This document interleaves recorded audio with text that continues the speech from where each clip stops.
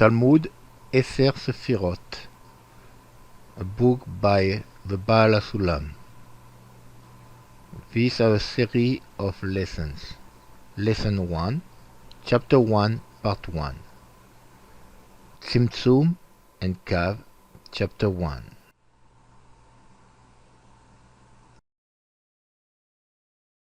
Shalom. This will hopefully be a new series of videos discussing the book by the Baal HaSulam, Talmud Eser Sephirot. None of the narrators or people that express their understanding of the text in these videos proclaim to be rabbis or even experts on the text of the Talmud Eser Sephirot. We are a group of students that gather together and seek a better understanding of the text. We are in a sense a Ravruta. These videos are not endorsed, nor do they proclaim to be associated with the Kabbalist organization of Bnei Barur under Rav Michael Letman or any other Kabbalist group or organizations. We are of the belief that each individual has the knowledge of the world within, that all the Olamot and Sephirot are represented within each man, and in such, it is up to each individual to seek the understanding within oneself. We do not proclaim that our discussions here reveal the only understanding possible of the text. We ask from anyone listening to ask himself or herself what the text means to him or her, and how do they connect to it. Each will have a different understanding dependent upon where one found himself or herself on the path. We seek only to share our studies with others, seeking closeness to their Creator and the people about them. May He guide you in your studies and journeys on the path, and may God be with you. Peace and love. We're gonna kind of breeze through the intro a little quickly. Before we read, Sanjaya, I'm gonna let Philippe, as you read, Philippe's gonna jump in and touch, kind of touch base on what the Rav is saying. And you're welcome also. I mean, please jump in and sort of just start talking about the purpose of the text and what it's trying to tell us. But before we do that, I just wanted to spend 5 minutes making an introduction. Okay, so for those of you who have not read, there's probably most of you who have not read this work. This is a very advanced Kabbalistic text. So the idea of this text is that the Rav, the Baal HaSulam, is taking the words of the Holy Arizal and he's breaking them down for us in a language that we can kind of wrap our minds around. It's not that we're trying to understand precisely what's happening here in the text. We're just trying to point our intention at the text, meaning that I'm trying to keep myself focused on the text itself as deeply as possible and keeping my mind centered and balanced so that I can allow the text to penetrate me is kind of the idea. The purpose of having this text, because a lot of people ask, what's the point of having such a complicated text that I have to grind myself through, is the same idea behind the Torah or the same idea behind the Zohar, the Sefer Yetzirah. It's inquiring, it's demanding of us that we center ourselves, keep our focus, and keep our intention on it. And the minute that we draw away from it or that we fall away from it, we should bring ourselves back to it. And this is the same process we see in meditation. It's just principally making us stronger mentally. It's bringing our focus and creating strength in our minds so that we can climb and grasp some of the higher understanding. So behind all the mysticism and the spiritual paths, the true idea is to build within myself strength to stay focused on this higher thing, this higher light. And so this light, as it illuminates me, allows to transcend and draw me up into it. Okay, so the process isn't an intellectual process in that we're trying to become smarter with our left brains. The idea here is that I'm trying to create a desire within myself that the light will come and raise me into it, draw me into it, and bring me to a higher level of understanding. Why does the light need to do this? Why can't I do it on my own? Because we don't necessarily see the level that's ahead of us. It's dark to us. So in other words, where I'm at right now in my state, I don't see some other higher level. I have no way to connect to it in any way. I don't see a destination. And it's done that way on purpose, so we don't cling to it egoically. So in order to grasp onto this state, I simply have to have faith and desire pointed toward the light so that it can come and lift me. And this is the idea behind meditation, what the Rav calls the whole prayer, which is the correct prayer. And it's the idea in texts like this to put our minds on it, focus it, and try and digest what we can of it, but keep ourselves centered. So with that said, I'm going to let Sanjaya read here, and then Philippe or Sanjaya, both of you guys, if you want to jump in and add comments or your ideas behind it, feel free. Okay? Introduction. Tsum and Kav. Chapter 1. Explains the issue of the Tzimtzum Aleph when Or Ein Sof became restricted in order to emanate the Netzalim and create the creatures containing 5 issues. 1. Before the Tzimtzum Ein Sof filled the entire reality. 2. The reason for creation was the revelation of his names and appellations. 3. The Tzimtzum of the Or around the middle point. 4. The Halal that remained after the Tzimtzum was Agol. 5. Because the Or Ein Sof was even, the Tzimtzum was also even. This is the meaning of the Igul. This is like the introduction to everything that we're going to be. It's like the outline.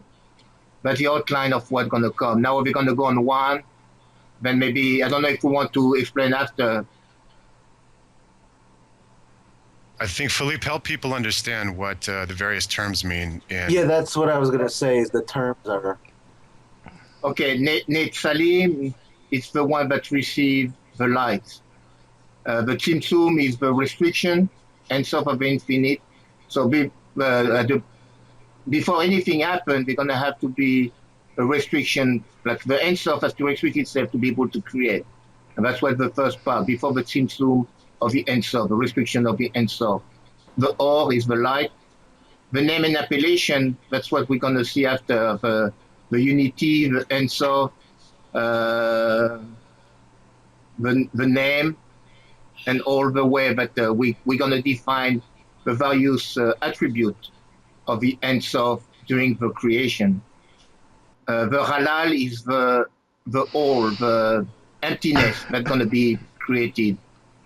The vacuum that's going to be created when the Tzimtzum, when the restriction is done. And in Agol, it means it's a circular, because from every distance, it's the same connection, but there is no difference between them in the sense that the radius of a circle has always the same value no matter where it is found within the circle. The circle designates neither above nor below. Hence, the 4 grades are defined as 4 circles one within the other, when it is impossible to realize any above or below. It is all equivalent. So the idea here is that really what it's saying is, in the first place, in a baby terms, Philippe is saying it in a broader terms, but I'll say it in baby terms. The all was perfect and it was everywhere. There was nothing else but the all in this reality. So in order to create the souls or the desire, it had to create a space in which there was duality. There was 2 parts. So it restricted itself. Seemingly, it doesn't really restrict itself, but it created a playland, sort of a sandbox. And this is an infinite sandbox. It's very hard for us to wrap our minds around how this was created, but it created a space within itself that we call reality. And this space it created within itself is the place where it eventually is going to create the soul and restrict itself back from the soul. So the soul is going to see itself as an individual, and it's going to conceal, the all will conceal itself from the soul so that the soul can act independently, or at least believe that it's acting independently. So right now what the Rav is talking about is just creating the reality from the all. So it's everything is here, everything is around us, it's perfect and one. So in order for it to create a school, a place for us to learn, it has to create this environment called our reality. And to do this, it restricted and pulled itself back and then dropped the soul within it, as we'll see as we go forward. Go ahead, Sanjaya. Okay, so before the Tzimtzum Ein Sof filled the entire reality, one, know that before the Netzalim were emanated and the creatures created, an upper simple or had filled the entire reality. There was no vacant place, such as the empty avir and the halal, but everything was filled with that simple, boundless or. It did not have the behina of Rosh or Sof, but it was all one simple or, completely even, called Or Ein Sof. Keep going? Sure, yeah. Okay. Or Panimi.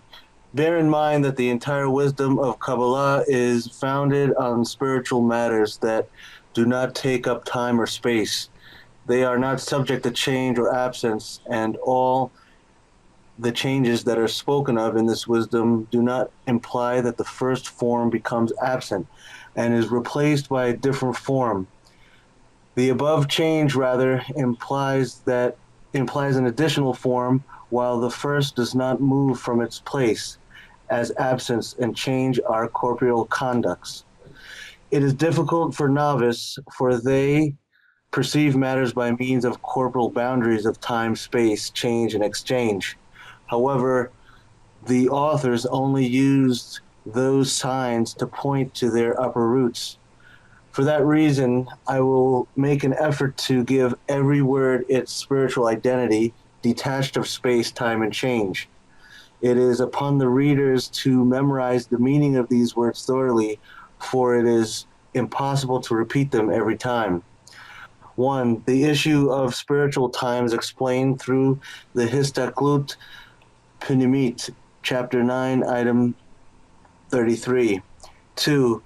It is referred to the or that expands from the atzmut of the Creator. Know that all the names and appellations that appear in the wisdom of Kabbalah are not at all in the atzmut of the Creator, but only in the or that expands from his atzmut. However, we cannot utter even a single word regarding his atzmut. For the rule is that anything that we do not attain, we do not know its name. Remember that, and you will not fail.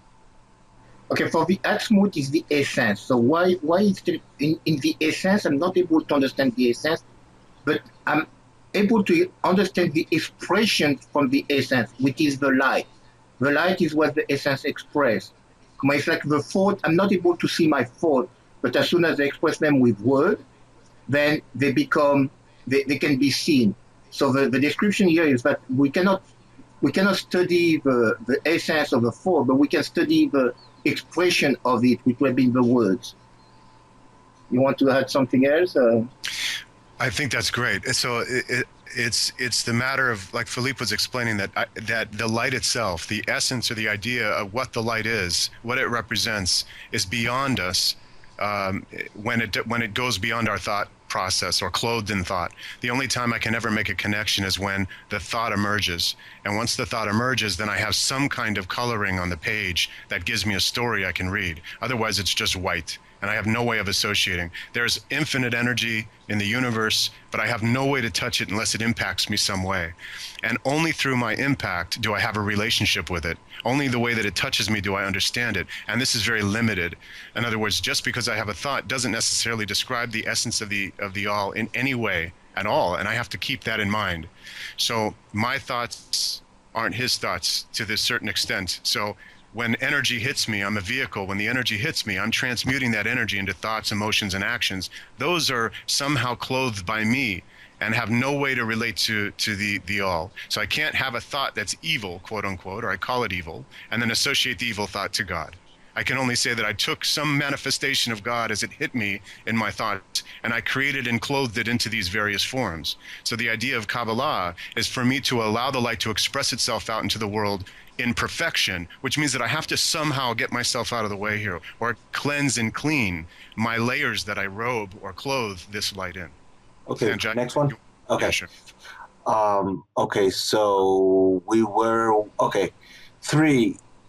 It is seemingly perplexing, for it speaks of the time before the Alamot was created, thus which reality exists here, that the Or Elyon should fill.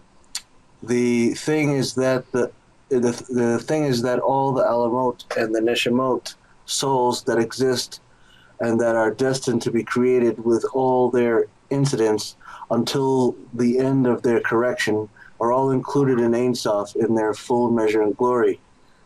He's asking a question: how can we speak about anything if it's not yet created?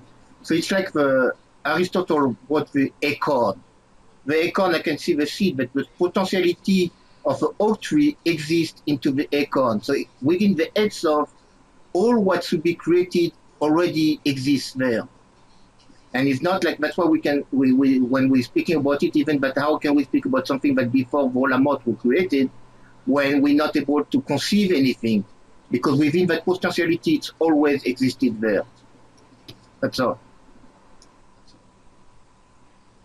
Okay. Thus there are 2 rudiments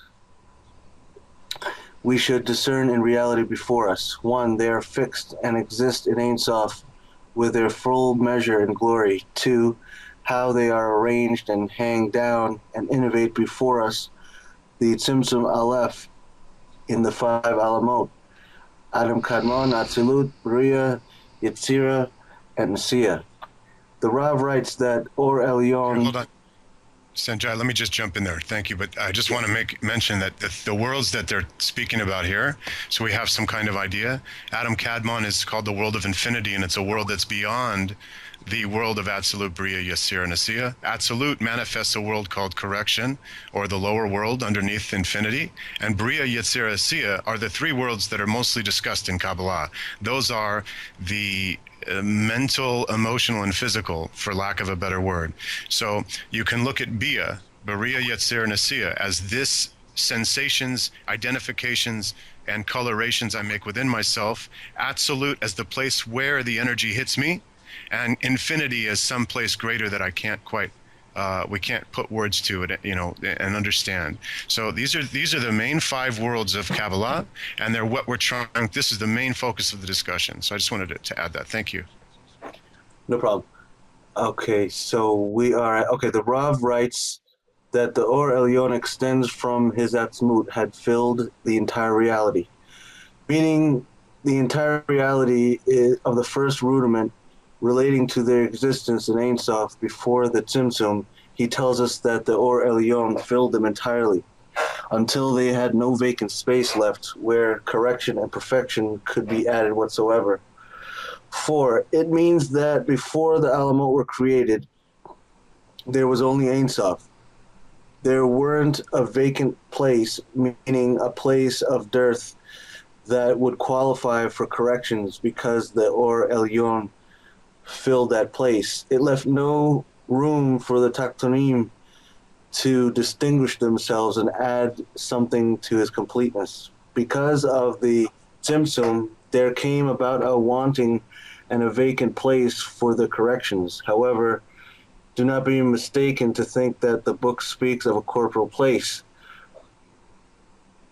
So when the Ein Sof, when they're telling me that when the Ein Sof, before the Tzimtzum, when the Ein Sof is there, before there's a Tzimtzum, before we have that Igul, that so-called, let's call it the Agol, the so-called world, the spheres, there is no empty space, no vacant space for anything to be able to create a correction. When the Ein Sof fill it all, everything is in full correction. So to be able to cause that there will be a beginning into a possibility of correcting, they needed that Tsum. It needed to create an empty space, something that will be needed to be filled. And that's what on the first part, on the fourth, they're telling me. So it left no room for the tartonym, for the tartonym, the lower, to distinguish between themselves.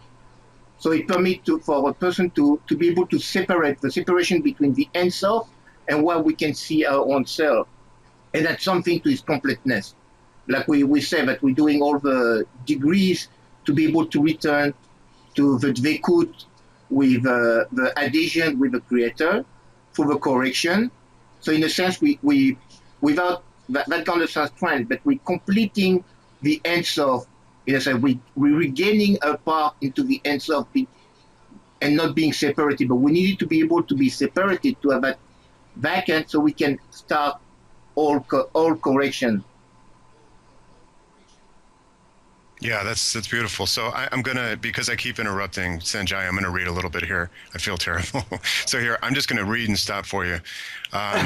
Okay. So I'll jump in next then. Yeah, I'm jumping in over him. I feel bad. Okay, so we're at 5, I believe, right? Yeah, we're right at 5. Yep. Okay, great. So number 5 says, this does not refer to corporal air whatsoever. But there's a spiritual or that is called by that name. There are 2 behinat features of the or in each complete partsuf, or Hakma and Or Hassadim. Or Hakma is the atzmut of the partsuf, meaning its vitality. Or Hassadim only operates as a clothing or over the Or Hakma in the partsuf, since Or Hakma cannot permeate the partsuf if it does not wear the Or Hassadim first. I'll jump in then here. It's talking about 2 lights here, so it's very important we understand what these mean. First of all, it says in the beginning, there's no corporal air. It's not talking about something physical here that we see when it says avir. It's not talking about like an air space between 2 people. It's talking about something completely different. There's a lack, seemingly from the vessel's perspective, of light. We call that some kind of missing. There's 2 kinds of light here he's mentioning. So the Rav says that there's Or Hassadim and Or Hakma, and one clothes the other. What does this really mean now? Okay, so Or Hakma, Or Hassadim, is there 1 light? Is there 2 lights? What are we talking about? And this is a fundamentally important thing we understand. We have to get this. And the purpose of driving these points down in Talmud Eser Sephirot is because the more we understand how this operates, the more we can go within and make adjustments, corrections, and understandings. So it's not that we're just learning some intellectual garbage here. We're learning fundamental process. So the reason why we have to understand the difference between Or Hakma and Or Hassadim is there are 2 kinds of reception of the vessel. We can look at it like this. Or Hassadim is the way that a child takes milk from its mother. Okay? Or Hassadim is some type of receiving that the lower ones, or the little ones, the younger partsuf receives. It doesn't need Or Hakma being some kind of wise light. It's yearning to know or grow spiritually. Or Hassadim is a light that's just give me some pleasure and leave me alone. Okay? Just give me something to satiate my need. I don't care about any longing, growing, evolution. I don't need any of this. Just feed me. This is the light of Or Hassadim to a certain degree. And of course, there's deeper understandings of it, but we're talking on a baby level here. So Or Hassadim is the light that's required below. Okay, it only seeks, like the body. The body wants food. It doesn't want to know where the food came from. It doesn't want to know how you made the food. It doesn't want to know the nutritional value of the food. It doesn't care. It just wants to eat. Just feed me and I'm good. This is kind of how we see this light of Hasidim and how it's drawn down. The Or Hakma is always contained within the Or Hasidim. In fact, they're actually one light. But the Or Hakma is called darkness to this lower body. It doesn't need it. It doesn't see it. It has no need for it. It doesn't call to it. There's no association to it. Only to some degree, as the Partsuf or the spiritual vessel grows, does it start longing for something new. And this longing is this Or Hakma, this wanting to somehow transmute or change or become closer to the Creator. This is a different kind of light. This light is some kind of yearning beyond the light that just given to it for mercy, beyond the lower light that just gives it pleasure. So this Or Hakma then, as it starts to seek this Or Hakma, this higher kind of connective light, it starts to dig within the Or Hasidim and find this clothed light called Or Hakma, okay? So there, we could. I'm going to try to make it more simple, because I see that Eric really got it in his way. It's like the soul. We said the soul is the essence, which is will be. If I will compare it to the orma. It needs the body to be able to live into and express itself again. So the orma needs the or hasadim as a clothing.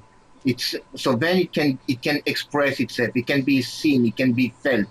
What we're feeling is not the Orma, what we feel is the Or Hasadim. But like Raz was saying, they're really both the same thing. They're not, it's like when I have clothes on, I'm still the same person, but I'm the naked underneath. But with my clothes, then I can be on the outside. I can be into the public.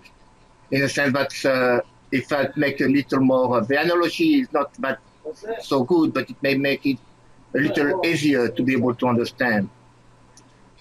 Yeah, that's great. I love that. So just so that we kind of push this point as far forward as possible, if we take, and I'm making a distinction between the kinds of partsufim. So the little partsufim we'll call baby. If you take a young child, let's say you take a 10-year-old and sit him down, and you give him attention by talking to him about the depths of Torah, and you're giving him supernal wisdom, and you're explaining to him things that are very high and very insightful and very intuitive and something he should normally connect to if he was on a higher level. The child doesn't hear, need, or require any of that. The child just sees the attention you're giving it, and it loves that, and it's happy. But it's not really penetrating the deeper or clothed meaning of what you're giving it. It doesn't have any need for it, doesn't want it, doesn't care. Okay? Only when it grows, starts to get an inkling for this wisdom also contained within your attention, within your giving, does it start to say, oh, I love the attention you give me, but there's something else you have here that I want to dig into. There's something else you're giving me here that I want to see about. And it starts to now have a dual role. Rather than sitting back as a child and just receiving the attention, the Or Hasadim, it starts to now say, oh, it inquires, it desires, and it starts to dig. On a deeper level, it starts to look for some wisdom in what's being given to it. It starts to understand its own relationship between the adult and the kid. This in of itself is causing the child to grow, to evolve, okay? And so, not that the giver is doing anything differently. The giver is still giving the wisdom. But instead of the child seeing it as just attention, now it's seeing it's something it can dig into. All right, so this is kind of the idea in a simple way of seeing how the light is the same, but it can be interpreted on deeper levels. It's sort of how we peel back the Hasadim and get to the Hakma. This is sort of how the partsufim grow and build a different kind of relationship with the light. So I hope that makes a little more sense. Okay, I'm going to read 6. Where are we? 6 here? No. Okay, so however, sometimes when the partsufim are in katnut, which means a small state, like a child state, they do not have more than Or Hasadim. You should know that Or Hasadim is called a vir or rock when it is by itself, without Or Hakma. Let me go back here a little bit. It says, however, sometimes when the partsufim are in katnut, or the small state, they do not have more than Or Hasadim. You should know that Or Hasadim is called a vir or rock. When it is by itself, without or the Hakma, it is called empty, meaning empty Or Hakma. Then it waits for Or Hakma to clothe it and fulfill it. Rav tells us that before the Olamat were created, meaning in Ein Sof, such empty Vir did not exist in reality at all, because there was not any dearth there. 6. To understand that word, you must first know the essence of a spiritual kli. Since the Ne'etzal receives its sustenance from the Ma'atzil, it necessarily implies that it has a ratzon desire and yearning to receive that shefa from him. So the ratzon is the desire by the vessel, okay? So the shefa is the substance that comes from the creator, right? So those two words in there just mean that there's a desire for the stuff the creator's giving. So we have to understand the spiritual kli the Rav is saying. Understand that the spiritual kli receives from source everything it wants, and it's being given to constantly. The idea is that when we start to understand the desire and the yearning to receive this from the Creator, we instantly start to begin to understand the relationship between Or Hasadim and Or Hakma. I'm going to go on here. Know that the amount of ratzon and yearning is the entire substance that exists in the Etzal. This means that The only thing that exists within the desire in the vessel itself is the desire for the stuff the Creator is giving. And this is fundamentally essential to understanding yourself in the path. The only thing that you get is the stuff that the Creator is giving to us. Thus, everything that exists in the Netzal that is not the substance no longer relates to substance, to the Shefa that receives it from Atzil. Well, okay, so let me read one more and I'm going to let you jump in here. Furthermore, the substance determines the gadlut, level of each Netzal, each Partsuf, and each Sephira.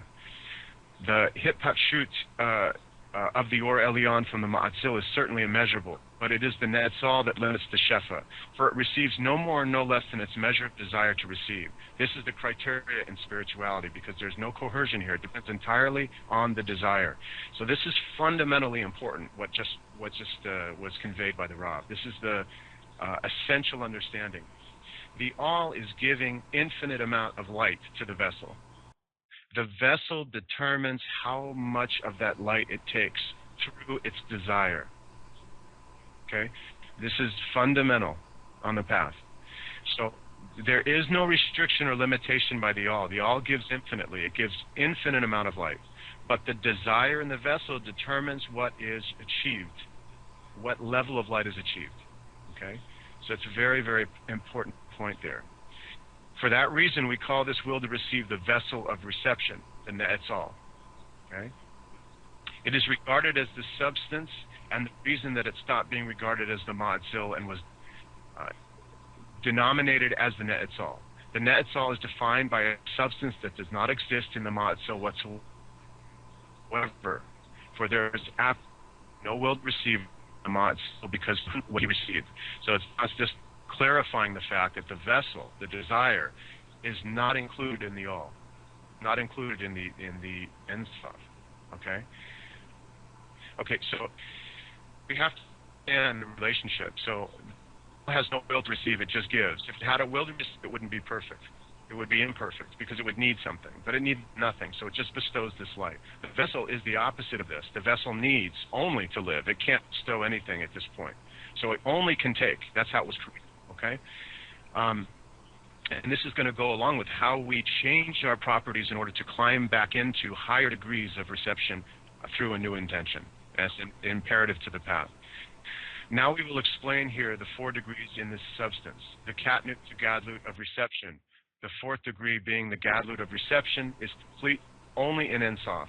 Before the Olamot was created, it is the one that was subject to the Zimzum, and we will clarify henceforth that it was emptied of every shefa that she had from the Ein Sof and remained a vacant halal.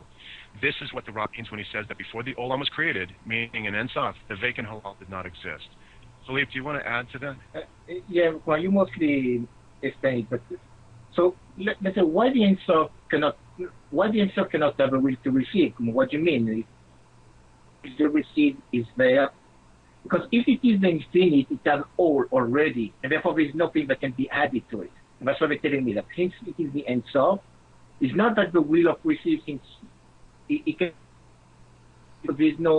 it's already everything. So there is nothing that can be added to it. And that's why the Kli is the only one that can really restrict it, how much light I can receive, depending on, like it said, the Ratzon, the desire, the will of the Kli, that can really receive whatever, how much I really want it. More I want it, more I'm going to receive. Or if I want to restrict it, more I'm going to be able to restrict it. And I think that in the rest, I don't know if it's important to explain the terminology, but the nature is the receiver, Machi is the giver, Katnut is when it's yet the Morim are not yet created. And the gadlut is after when the Morim will be created. But we see this later, I think. Yes, perfect. Okay, great. So it says that 7. This means that there was nothing that the lower ones can add to it by any means of their actions. So Philippe explained this. We can't add to the Creator. We can't make the Creator any greater or any more infinite than it already is. So we have to get rid of the idea that we're actually doing something that's making the Creator or the environment, the infinite space, better. It can't be better. It can only be within our perceptions of it. 8, the terms Rosh and Saf will be explained below. 9, meaning without discriminating small and great, everything is even. 10, where there is no zakut and aviut by which the degrees are set, these discriminations were established only with the renewal of the zimzum, or the restriction. 20, we should ask, since we have no attainment of the Ein Sof, how then do we know him by name? After all, each name designates the attainment that we attain in him, according to the definition of that name.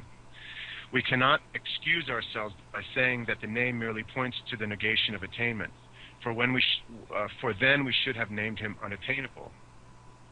The thing is that the name indicates the entire difference between the Ein Sof and all the Olamot beneath it. The Zimzum took place after Ein Sof. Thus, in every place this force awakens, it restricts the Or, and that ends the Hera of in that place. Hence, any Sof Etziyum in the Hera in that Partsuf comes solely from the Zimzum. Moreover, all the beings and their various fillings in the Olamot come about and are innovated because of that Sof and Siyum. It is the Ein Sof. It is called Ein Sof because the Zimzum does not apply there, indicating that there isn't any ending there whatsoever. With that, we can deduce that this Or is pashut and completely even, for one depends on the other. So, Philippe, do you want to add something? So there's a few other words I see that some people are putting.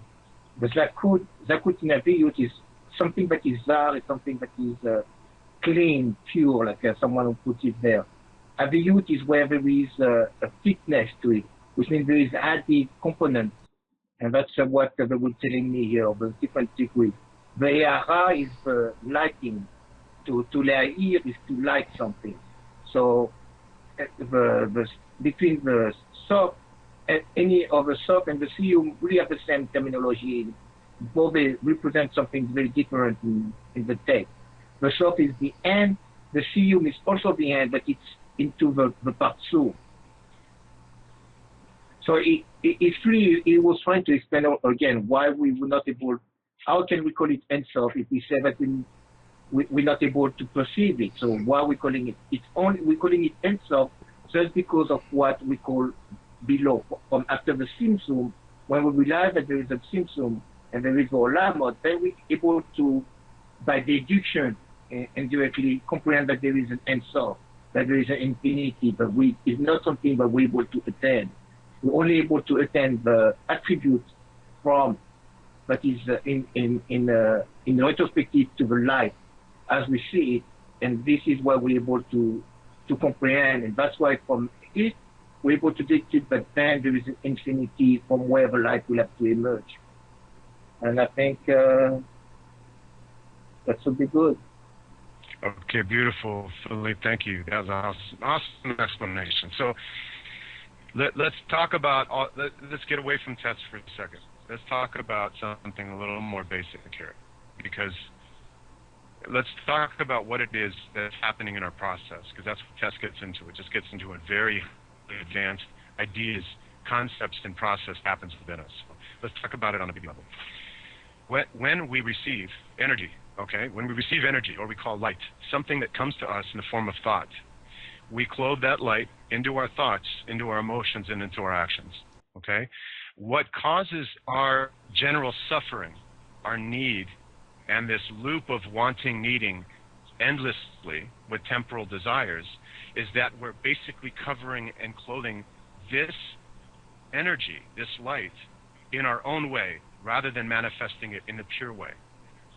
Okay? This is the purpose of correction. This is the purpose of correcting what's called the Sephirot. It's the ability to cleanse and clean and allow my clothing to be removed and the purity of the light to be sent through me out. All right? So every problem, suffering, fear, everything we have is our ability to create duality by clothing, contemplating, judging, and associating our own ideas to what is really pure and one and unified. Okay? So the problem is us. The problem is our process. The problem is our process. So in order to understand what we're talking about, we're talking about taking our process and returning it to a pure state, allowing the light to flow in a pure state. Okay? And this requires a work on our end. Okay? It's not that we do the completion of the work, as we know, but we do have to make efforts. And those efforts are allowing the light to correct me. And the only way this happens is by letting myself physically, emotionally, and mentally be still, which is called the whole prayer, the perfect prayer, what we see in meditation, and allowing my desire to rise and be about connecting with this light. This is the process, okay? At least at first, before we have a revelation, an actual understanding and relationship with light. So at first I have to get out of the way. This is called annulling, right? So in order to annul, I have to keep myself still. I have to keep my mind, my imbalance of left and right, my desires that clothe, and my physical actions still, so that I can allow the light to enter and correct me, cleanse me, and lift me up through my desire to be connected to it and to merge with it. So every time that I'm spitting out words, that I'm fumbling around and I'm thinking and I'm processing, I'm doing the opposite of what I'm being asked to do by the purpose of creation. I'm causing myself to stay in a level of darkness. I am not advancing while I'm active, period. Because while I'm active, I'm clothing the light my own way, and I'm not allowing it to express itself to cleanse me and correct me.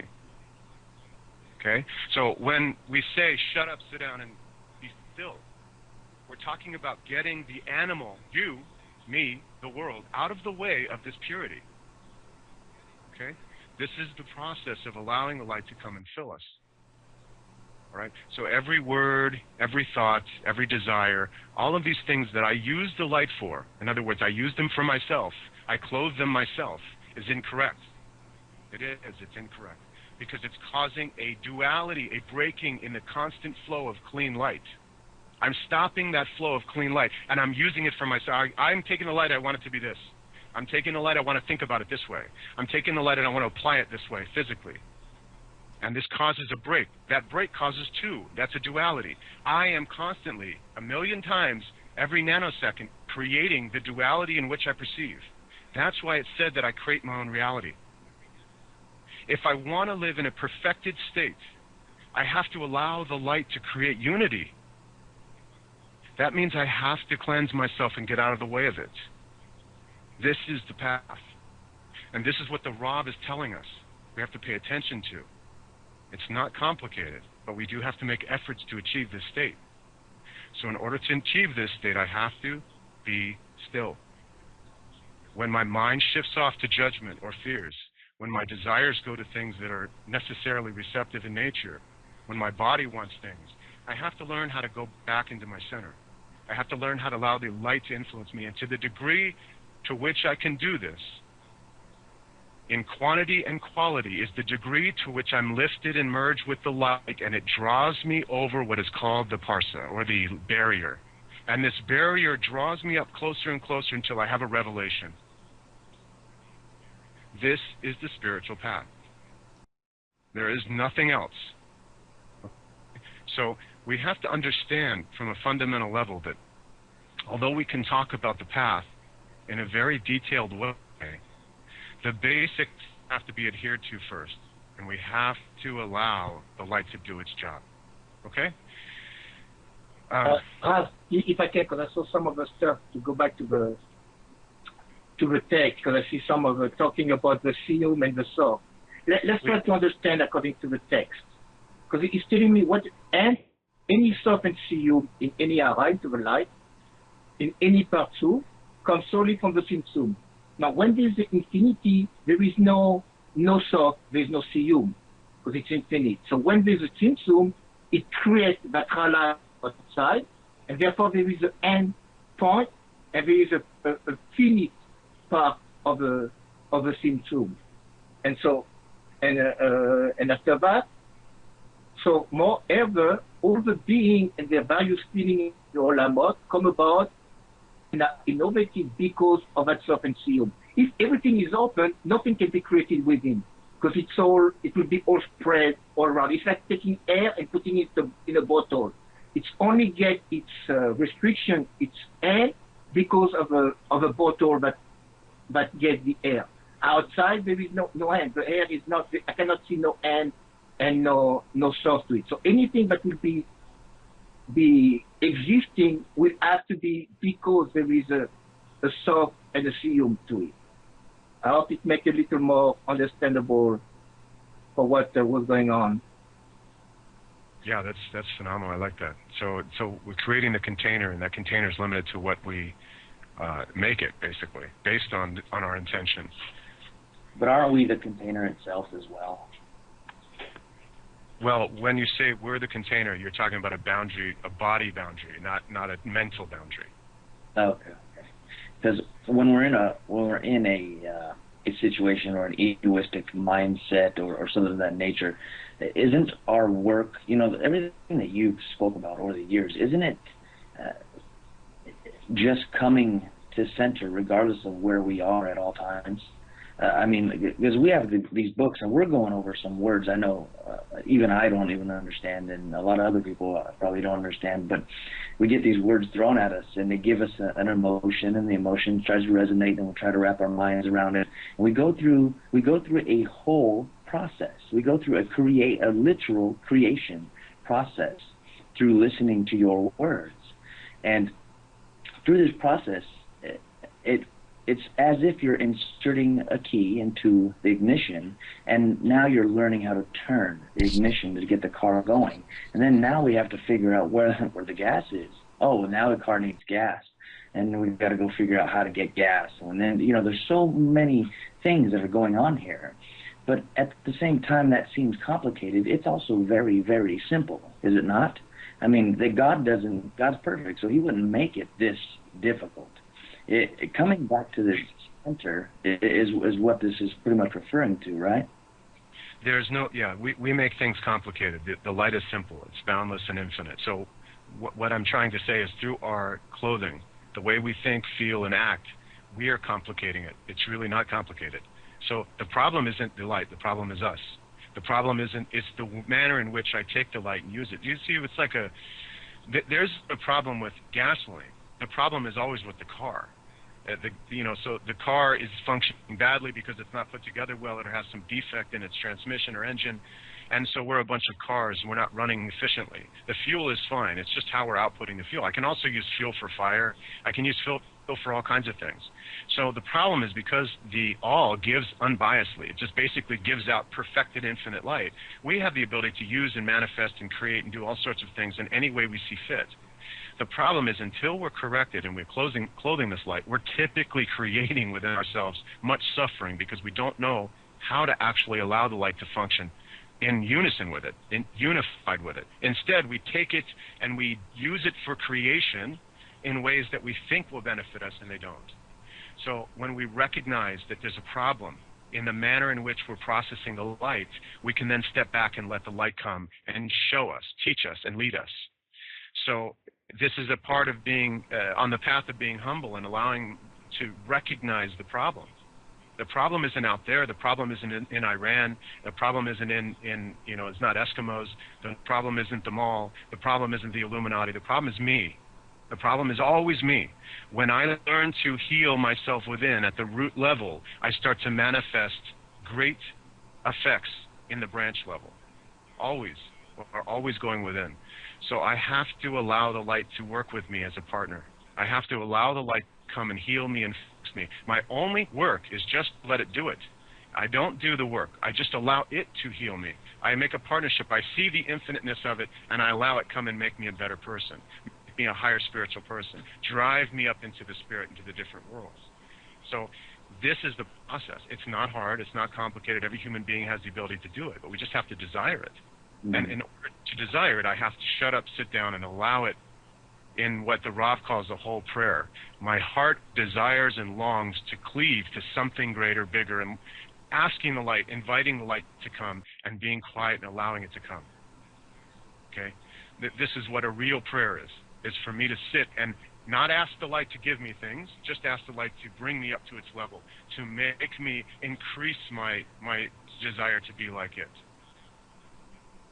And that's all that separates a great spiritual person or an evolving spiritual person from an animal person, is that I understand what's causing my suffering, and I want to remove it by becoming more like the bestowing force.